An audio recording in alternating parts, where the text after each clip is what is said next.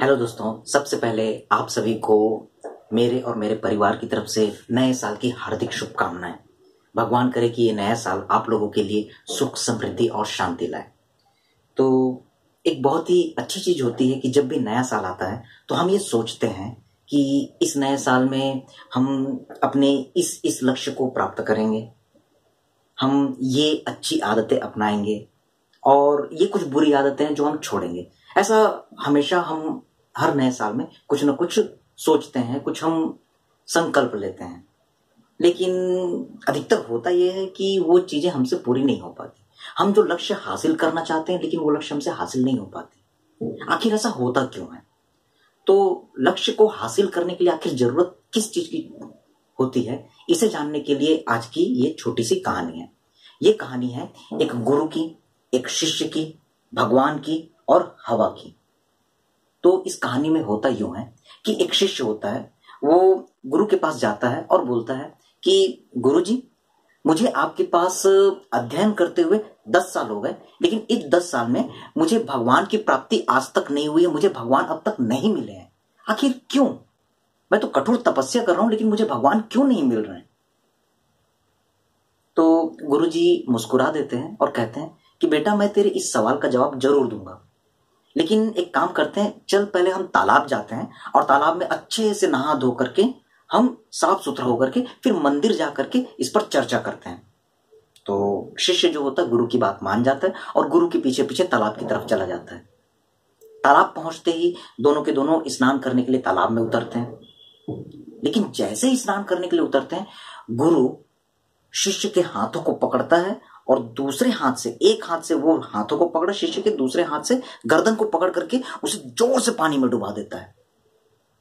शिष्य को कुछ समझ में नहीं आता कि आखिर हो क्या रहा है, मुझे कुछ समझ में नहीं आता, लेकिन वो सोचता है कि शायद गुरुजी मजाक कर रहे होंगे, लेकिन गुरुजी मजाक नहीं कर रहे होते हैं।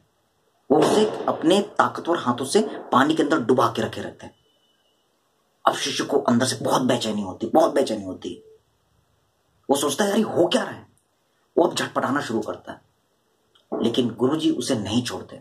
शिष्य झटपटा रहे, गुरुजी लेकिन छोड़ नहीं रहे, शिष्य झटपटा रहे लेकिन गुरुजी उसे छोड़ नहीं रहे। एक समय ऐसा आता है कि शिष्य को अगर हवा नहीं मिलती तो मर ही जाता, लेकिन ठीक उसी समय गुरुजी उसे छोड़ देते हैं।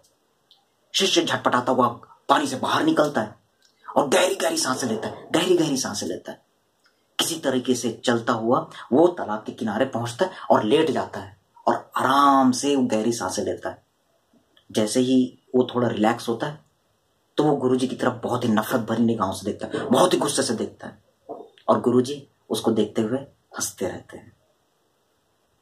जब शिष्य का गुस्सा थोड़ा शांत होता है तब गुरुजी शिष्य के पास पहुंचते हैं और उसको पूछते हैं कि बेटा, जब मैंने तुझे पानी में डुबाया था उस समय तू क्या सोच रहा था? शिष्य कहता है, गुरुजी, उस समय तो पहले मैं ये सोच रहा था कि आप मेरे से मजाक कर रहे हैं, लेकिन फिर बाद में मुझे लगा नहीं, आप मजाक नहीं कर रहे हैं, आप तो मुझको मार ही डालना चाहते हैं। तो गुरुजी कहते हैं, नहीं बेटा, मुझको इससे मतलब नहीं, तो बस मुझको ये बता, तू सिर्फ इतना बता कि आखिरी समय में तेरे अंदर क्या विचार आ रहा था?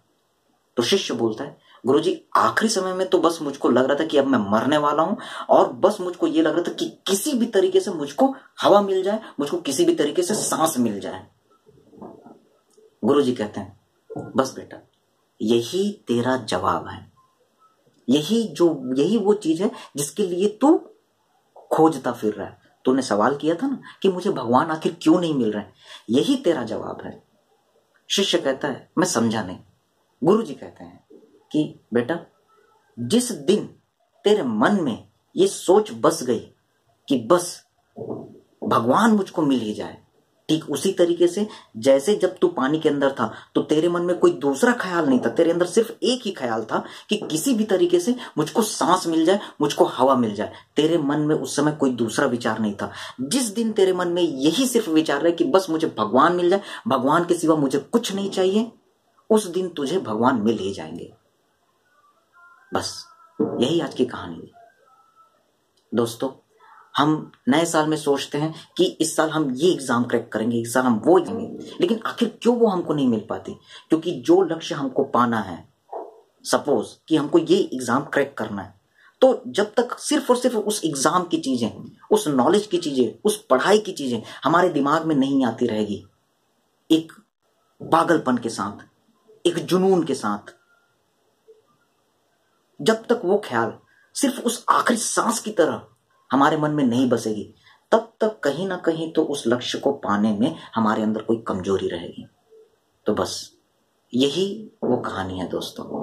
अगर आप चाहते हैं कि इस साल हमें वो लक्ष्य मिल ही जाए, तो बस आपको सिर्फ एक ही चीज सोचनी है कि उस हवा की तरह, उस आखिरी सांस की तरह वो लक्ष्य की प्राप्ति का ख्याल आपके मन में सोते जागते उठते खाते पीते हमेशा बने रहे। आपको उसको एक लक्ष्य की तरह लेकर के चलना और उसको एक मजे की तरह लेकर के चलना है। आपको उस काम को एंजॉय करना है। थैंक यू दोस्तों, हम फिर मिलेंगे अगले वीडियो के साथ। Thank you.